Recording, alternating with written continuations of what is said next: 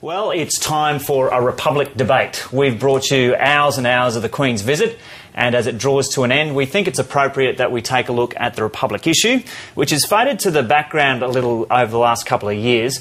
Joining me for the discussion in the Royal Corner is political sharpshooter Nick Minchin in the City of Churches. Nick Minchin, welcome. And hi, Joe. Good day. And in the Republican corner is the bandana-wearing Peter Fitzsimons here in the studio. Gentlemen, welcome. I just want to make it clear at the start, I want a clean bout. And Peter Fitzsimons, if you step over the halfway mark as Nick Minchin is doing the haka, you will be fined tens of thousands of dollars, and the money goes to me. The funny thing is I grew up around Nick Minchin. He was best friends with my brother and used to visit our farm. OK, so it will be friendly then, no doubt. Peter's a lot bigger than me, so I'm not going to take him on. Well, lucky you're in Adelaide then. We'll start off with you, Peter. Do you concede this has been a successful visit? People who like the Queen, their affection for her will be affirmed, and the sense of connection to the monarchy will be affirmed as well. Absolutely, no doubt about it. People feel very warm and fuzzy about the Queen, and I might say the media, particularly the media, feels warm and fuzzy. Have you got a problem with that? Of course I have. Of course I have. Look, the Queen is a fine woman, and the problem is, whenever one, and I do this in my column, you know, I say, look, call me crazy, but 21st century must be time to move on. People say, how dare you attack the Queen? It's not about attacking the Queen. It's about saying we're a mature nation. Can we run our own affairs? Can we find a head of state that is one of us instead of going through this fairy tale nonsense? OK, Nick Minchin, what do you think of the media coverage of the Queen's visit so far? Well, I think it's been terrific, and it just shows you I'm amazed, even as a constitutional monarchist, by the enormous warmth and affection towards the Queen and the amazing interest in her visit. I mean, to see those scenes from Melbourne yesterday, 10,000 people came out and waited there for hours and hours to see her. I think it's fantastic. I think it shows the Australian people do have a very strong bond with the British royal family and see the Crown as a fundamental part of the Australian way of life and the Australian Constitution. And I think that will endear for centuries to come. Centuries to come, Nick. Centuries to come. Sorry, Are you Peter. saying 25? Sorry, well, at what point do you think we will, if I may ask, we will be mature enough as a nation to say, actually, we can do it on our own? Why should your children, why should my children stand in a queue behind the latest progeny or the firstborn progeny of a family of English aristocracy to decide our head of state? It is ludicrous. Well, see, this is the furphy of the Republican cause and why the Republican cause goes nowhere. It has no compelling argument. There is no compelling problem that they're presenting to us that the Republican cause will solve, and the Republicans for 100 years haven't even been able to agree on a model to put to us. Here is the problem. Here is the problem. That just wait. Let Nick Minchin finish. Well, for 100 years, we've had Republicans, mainly of Irish descent, in the Australian community, and you know they have this problem with the English, but they've never really been able to agree even on an alternative constitutional structure. The Crown is a fundamental part of the Constitution adopted by the Australian people at the turn of the last century. It performs a fantastic function in our Constitution. Australia has one of the best set of constitutional arrangements ever devised by humankind, and the Republicans have never been able to explain exactly what the problem is that they're trying to fix. Peter we have an Australian head of state. She's called the Governor-General. Peter Fitzsimons, what is the problem with Australia's constitutional arrangements? What's the problem with the constitutional arrangements at the moment is that we have an elderly English woman as our head of state. So every other serious... No, we don't, Peter. Yes, oh, please. We don't. Nick, she's the sovereign. The Governor-General's the head of state. Come on, we're being in the realms of the serious here. You know and I know that the Queen is the head of state. Call her the sovereign. She is not the head of state. OK, call her the sovereign, if you will. This is a line from the... Yes, I will. But when you say like 10,000 people turn up at Melbourne, therefore we're all for the Queen, the truth of it is you're in a city of 4 million in Melbourne. Yes, there are 10,000 people that turn up, but I'll bet there are 3 million who look at it like me and we say we like the Queen. Lovely woman, love her like a sister, like a mother, like a mother of the nation. But we also say there is 40% or 50% or 60% of us who look at it and say this is ludicrous in the 21st century. And when you say there have been Republicans around for 100 years, I'm writing a book on the Eureka Stockade at the moment. I can tell you what, there are a lot of Republicans there. And the essence of the idea was that we are no longer a part of England in the South Seas. We're our own sovereign nation, and it is time to have a sovereign head of state, a resident for president, one of ours. I mean, it's not a revolutionary idea, Nick. It's a simple thing of even John Howard conceded that there'll come a time in this century, sometime in the future, where we will be, sometime in the near future, when we will be a republic. He simply said 1999. You say hundreds of years from now. Again, I say, why are we not mature enough as a nation to have one of our own for our own head of state? And while we're at it, let's get rid of the wretched Union Jack off our flag. Another embarrassment. Well, you see, I think that's a very poor reflection on the Australian people when Peter says we're immature. I think we have one of the most mature and effective set of constitutional arrangements ever devised by man. It involves the Australian Crown. It involves having the Governor-General appointed by the Prime Minister of the country, appointed by the Queen on the recommendation of the Prime Minister, who is an Australian, who is the head of state. The test of who is the head of state is who decides who is the Prime Minister and who can dismiss the Prime Minister. That is the Governor-General, as was proved in the 1975 crisis. So we have this fantastic set of arrangements that I don't think the Australian people will change. Republicanism is a minority cause. It's a 10th order issue.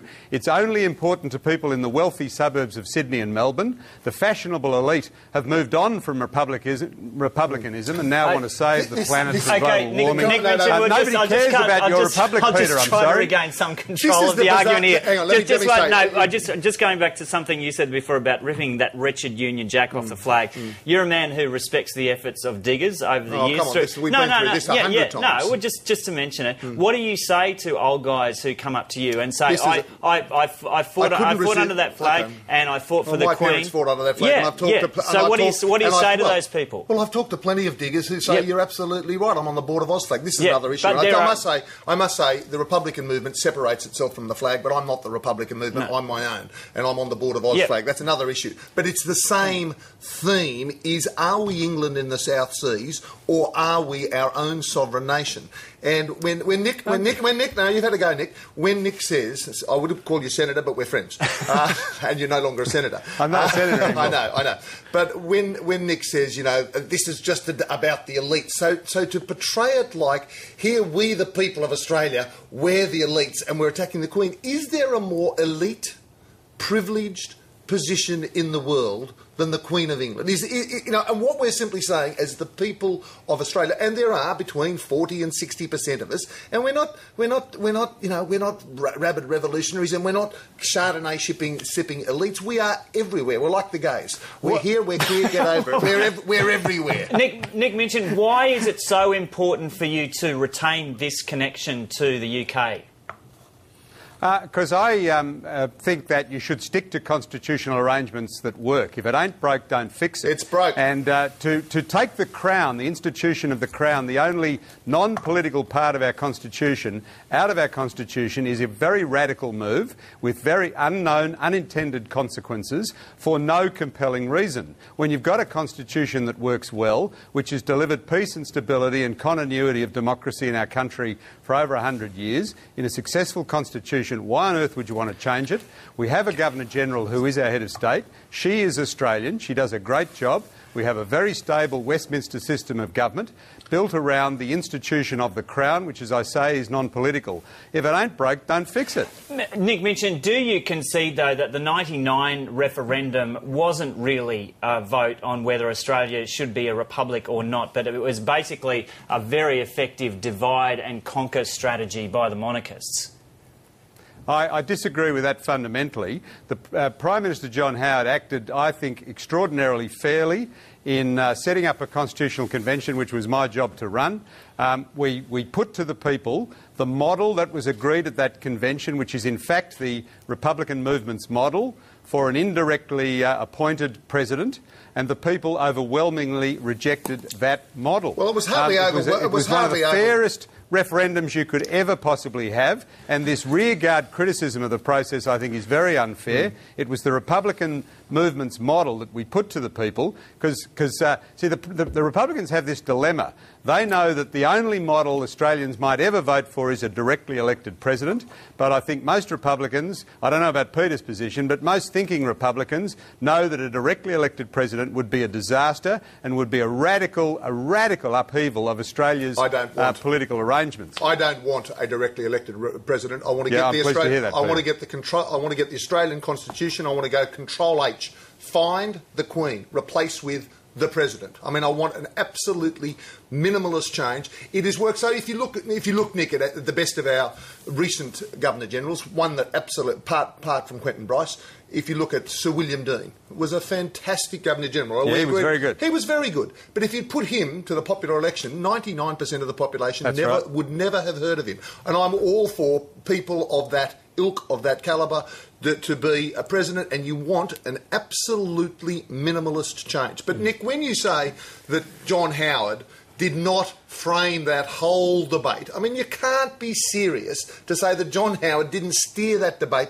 to a question. And when you say it was overwhelmingly rejected, 45% of us said absolutely yes in 1999. It was hardly, with another 6%, another 6 sensible people out of 100, we would have got it up and moving. There are some beautiful Australian school children looking in now. I'm talking to a man that doesn't think any of you are good enough ever to be our head of state. Peter Fitzsimons, any one of them can be the head of state when they're appointed Governor-General. You might one day be Governor-General, Peter, and you'll be the head of state. After the revolution, Nick, we've got your name. The revolution led by you with that bandana.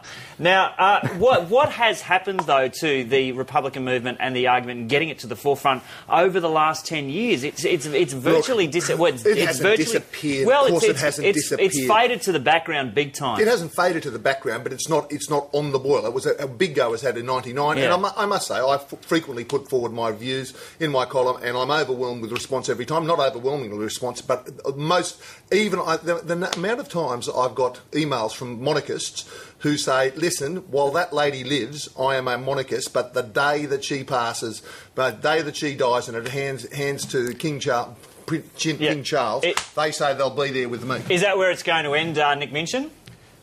Well, this is the trouble with the Republicans at the moment. They're like a pack of ghouls waiting for Elizabeth to abdicate or die. And I think that's pretty awful, but they do live in hope that when Elizabeth either abdicates or dies, that there'll be this great outpouring of Republican sentiment in Australia. I doubt that very much for two reasons. One, I think Charles will actually be a better king than people give him credit for. And B, William and Kate will then only be a heartbeat away from the throne. And I think they have completely rejuvenated interest in the monarchy and in the crown. And I think Australians will look forward with great excitement to William and Kate. I'm interested you say that about Prince Charles. I'm interested, Nick Minchin, that you say that about Prince Charles, because earlier this year he told the European Parliament that climate sceptics were playing a reckless game of roulette with their grandchildren. How can you be comfortable with that man as Australia's head of state or sovereign? Well, I disagree with him on that issue. Guards! Take him away! The only role that Charles will play in the governance of Australia is to accept the recommendation of the Prime Minister as to who should be the Governor-General in the Australian Constitution. That is the only role that Charles will play. But I think Charles will actually, because he has some soft left views, he'll be a problem for the Republicans because they'll agree with a lot of the views that he has. For example, his concerns about climate change. So the fashionable elites in Australia who support republicanism will actually have a difficulty arguing against change. So one of the accused fashionable elite. Can I have a go here? Nick, when you started speaking, there were about 100 school children watching and listening. What's Uncle Nick saying this time? And I'm happy to say that one by one, they've all disappeared. They can't bear to hear this kind of talk for the Australian future. They actually want an Australian future which is Australian, to say we're our own nation. Maybe it was what you were saying that scared them off, Peter. It may well have been my thought face. Of you becoming Governor-General, perhaps. Okay, we might just try to wrap this up now, but just some final comments. So you started off by saying, Nick Minchin, that you're confident that these will remain our constitutional arrangements for centuries to come? Yes, it is extremely difficult to change the Australian Constitution, which is a good thing. B, we have a fantastically successful set of constitutional arrangements with the apolitical Crown and the Australian Governor-General as the Australian head of state. If it ain't broke, don't fix it. I don't think the Republican cause will succeed in my grandchildren's time. OK, Peter Fitzsimons, you obviously think it's broke. I am just amazed to hear such a sensible man as you, Nick, mention to do away with your grandchildren and say, my grandchildren. You know, there's a difference here, that you have a system and I have a system. Under my system, if you're one of your grandchildren or one of your sons or you were good enough and highly regarded enough, you could be our head of state. Under your system, they must stand at the end of a very long queue behind the firstborn progeny of an English aristocratic family. In the 21st century, it's not only ridiculous, it's embarrassing. OK, gentlemen, this has been a fantastic chat. And Peter Fitzsimons, I don't think you crossed the halfway line during Nick Minchin's I barely got a word in edgeways. You did. OK, Nick Minchin in Adelaide, thanks very much. Thanks, Joe. And Thanks, Peter Fitzsimons, thank you.